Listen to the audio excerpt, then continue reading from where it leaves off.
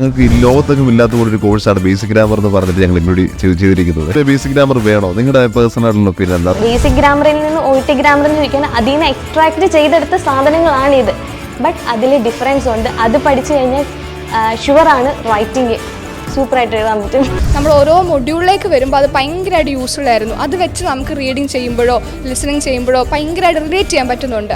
ആ ക്വസ്റ്റൻ ഈ ആൻസർ ഒരിക്കലും വരത്തില്ല, കാരണം ടെൻസ് മാറിയ കിടക്കുന്നത്. എന്തെങ്കിലും ഒരു കീ പോയിന്റ് അവിടെ കാണും ഈ ഗ്രാമർ പഠിച്ചുകൊണ്ട്. അത് ഭയങ്കര യൂസ്ഫുൾ ആയിരുന്നു. ടെൻസസിനെ കുറിച്ചും പാർട്സ് ഓഫ് സ്പീച്ചിനെ കുറിച്ചും എല്ലാം മനസ്സിലാവുന്ന രീതിയിൽ ക്ലാസ് എടുത്ത് തന്നു. കൂടുതലായിട്ട് കോൺസെൻട്രേറ്റ് ചെയ്ത് എല്ലാ ക്ലാസ്സും പഠിക്കാനായിട്ട് പറ്റും. നമ്മൾ ഒരു 1 മന്ത് സാറിൻ്റെ ക്ലാസ് അറ്റൻഡ് ചെയ്ത് കഴിയുമ്പോഴത്തേക്ക് നമ്മളൊരു ലെവലിലെത്തി. ഗ്രാമറിൽ നമുക്കൊരു ബേസ് കിട്ടും. പ്രസന്റ് ടെൻസിലായിരിക്കും ഓരോ കാര്യങ്ങൾ പറയുന്നത്, പക്ഷേ പ്രസന്റ് പെർഫെക്റ്റ് ആണ് അതിനേക്കാളും ഇച്ചിരി കൂടെ നല്ലത് സ്പീക്ക് ചെയ്യുമ്പം എന്നൊക്കെയുള്ള കാര്യങ്ങൾ ഇവിടെ വന്നിട്ടാണ്. എനിക്ക് ബേസിക് ഗ്രാമർ അതുകൊണ്ട് വളരെ ഹെൽപ്ഫുൾ ആയിരുന്നു.